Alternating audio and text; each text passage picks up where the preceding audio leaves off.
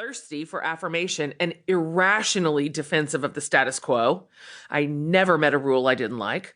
And I was prepared to grow up and behave better than any girl had ever behaved, which was my version of ambition.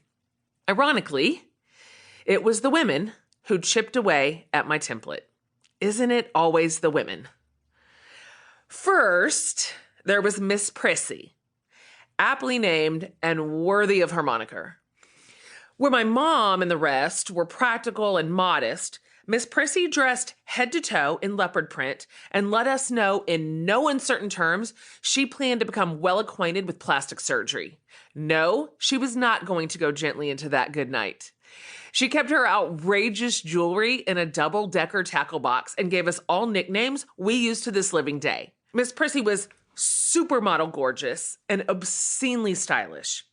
She blew my mind. My sisters and I couldn't get enough of her. She was wild when everyone else was proper, and she took up more space than I thought women were allotted. I assumed she was just a one-off, but her specific sense of self, with no apologies, challenged my tidy categories. Later, it was the lady deacons at our first church out of college. Unbeknownst to us, my husband Brandon and I had accidentally joined forces with the liberal Baptists, which our conservative Oklahoma compatriots let us know right quick.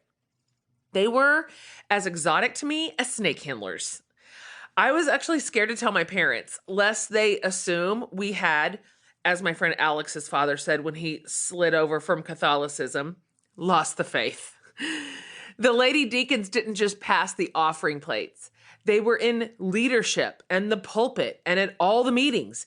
They helped steer the ship. There are no words to describe this revelation. I literally had no idea this was possible.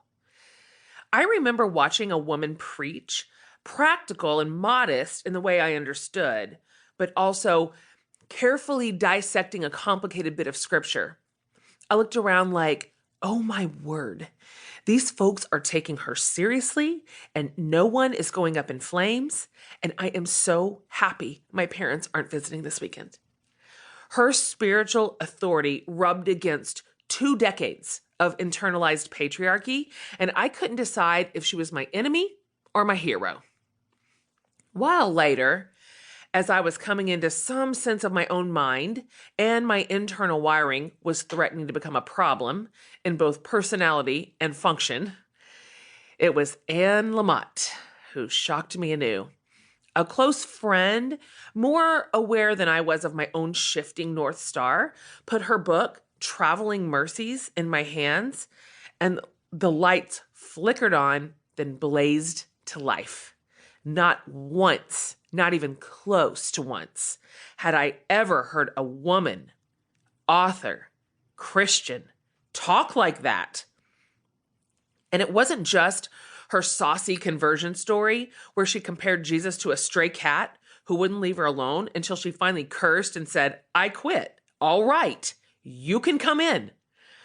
But she offered such naked truth-telling, so little self-protection, 0 rules followed. Anne existed in a world I'd never even heard of. I had no access to a community that allowed this type of faith.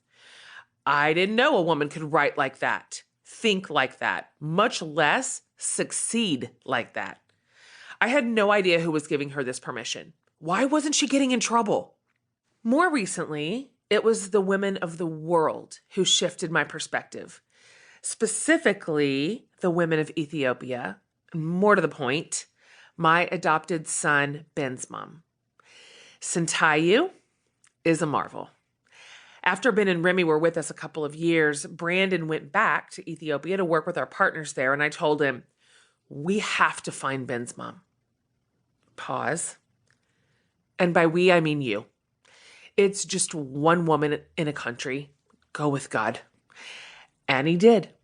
And we discovered a story full of abuse and betrayal and pain and loss, as all adoption stories begin with sorrow. But this smart, resourceful survivor who once lived at the mercy of dishonorable men went on to graduate